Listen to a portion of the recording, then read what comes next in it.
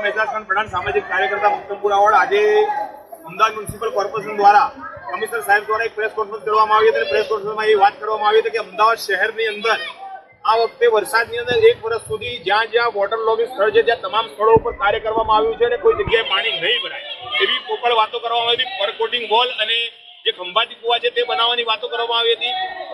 જે આપણે વરસાદ જ્યારે આવશે ત્યારે પ્રી મોન્સૂન પ્લાન તરીકે આ વખતે સખ્ત અને સખ્ત કામ કરવામાં આવ્યું છે અને આ વખતે અમદાવાદની કોઈ પણ ખૂણા ઉપર કોઈ પણ જગ્યાએ જ્યાં પાણી ભરાતું હતું એ તમામ વોટર લોગિંગ સ્થળની એ જગ્યાઓ આ વખતે આઈડેન્ટિફાઈ કરીને તે તમામ જગ્યાઓ પર 1 વર્ષથી કામ ચાલુ થાય એવી વાતો કરવામાં આવી હતી। પણ આજે અમે મક્તમપુરા વોર્ડમાં અહીંયા ઉભા છીએ। આપ પાછળ જોઈ રહ્યા છો કે મક્તમપુરા વોર્ડનું આ કોમ્યુનિટી હોલનું જે નિર્માણ થવા જઈ રહ્યું છે ત્યાં લગભગ ઘૂંટણથી ઉપર સુધી પાણી ભરાયેલા છે।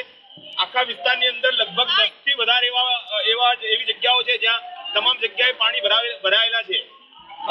મક્તમપુરા વોર્ડની અંદર ઉજાલા એવન્યુ પાસે પાણી ભરાયેલું છે, ત્યારબાદ યુનિટીઝ સોસાયટીની પાસે પાણી ભરાયેલું છે, મેમણ હોલ પાસે પાણી ભરાયેલું છે, ઘાંચી હોલ પાસે પાણી ભરાયેલું છે, મક્તમપુરા સંકલિત નગર સી વોર્ડની અંદર પાણી ભરાયેલું છે, ત્યારબાદ અહીંયા સોનલની પાછળના વિસ્તારમાં પાણી ભરાયેલું છે, ત્યારબાદ આયસા મસ્જિદ વિસ્તારની અંદર પાણી ભરાયેલું છે। અહીંયા આપણે જોઈ રહ્યા છીએ જ્યાં આપણે ઉભા છીએ તે જગ્યાએ રોયલ અકબર ટાવરની પાછળના વિસ્તારમાં પાણી ભરાયેલું છે। અહીંયા સ્વિમિંગ પુલ જેવો માહોલ થઈ ગયો છે। કોર્પોરેશન વિસ્તારની અંદર આજ સુધી કોઈ સુવિધાઓ તો આપી શકી નથી મક્તમપુરા વોર્ડની અંદર, પણ એક વસ્તુ જોવામાં આવી રહી છે કે મક્તમપુરાના રહીશોને અહીંના બાળકોને રમવા માટે એક મસ્ત એવા લગભગ 10 એક સ્વિમિંગ પુલ ચાલુ કરીને આપવામાં આવે છે। તમામ બાળકો અહીંયા એન્જોયમેન્ટ કરી રહ્યા છે।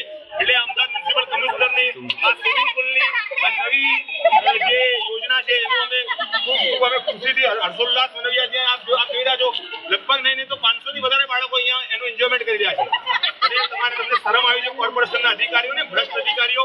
ક્યારે જાગશો અને ક્યારે આ તંત્ર જાગશે અને લોકોની સમસ્યાઓનું નિરાકરણ થશે? લોકોના ઘરના સામાન બગડી રહ્યા છે, લોકોની સ્કૂલોમાં પરેશાની થઈ રહી છે, લોકોને અવર જવરમાં પરેશાની થઈ રહી છે, લોકોના વાહન ખરાબ થઈ રહ્યા છે।